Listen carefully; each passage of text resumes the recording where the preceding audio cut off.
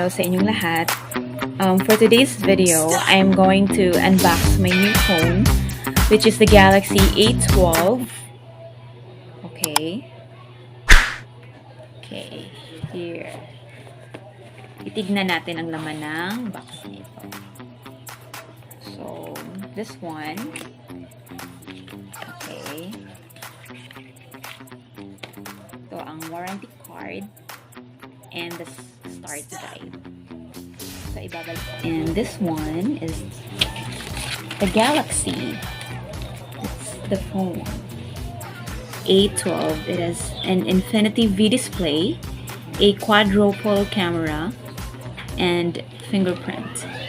These are some of the features, the specifications of this phone. And let's tanggal the cover. Okay, A12. Medyo mabigat siya. It's 205 grams. Ito yung cover. Ito yung camera niya. Iba ang cover nila ngayon.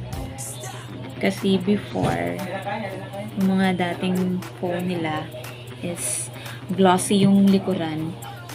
Ito, textured na siya. And, ayan guys. This is their new budget-friendly phone. The new budget-friendly phone of Samsung. And the price is 7,990. So, tignan natin ang ibang laman. So, this one is the USB type na charger nila. Ito. Okay.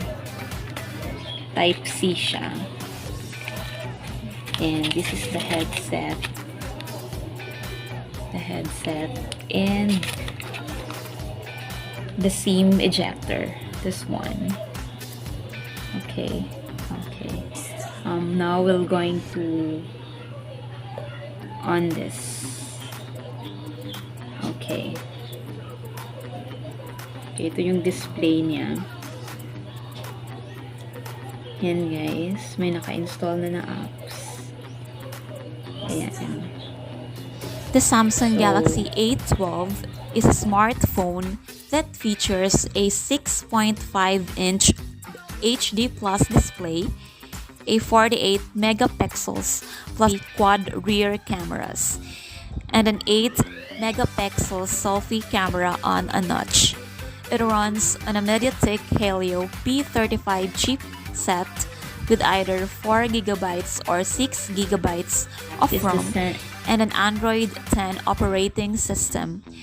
There's also a fingerprint sensor side-mounted, a 4G LTE connectivity, and 128GB of expandable storage. A massive 5,000 mAh battery powers the device with support for 15 watts fast charging technology. It comes in 4 color options: black, blue, white, and red.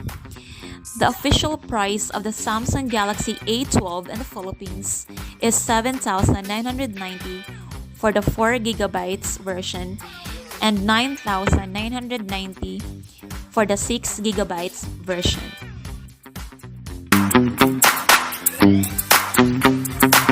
Stop!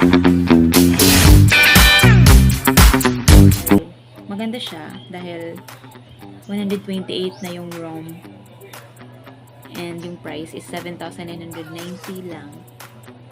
So, okay siya guys for me. And yung camera is 48 megapixels. The rear camera is 48 megapixels and the front cam is 8 megapixels.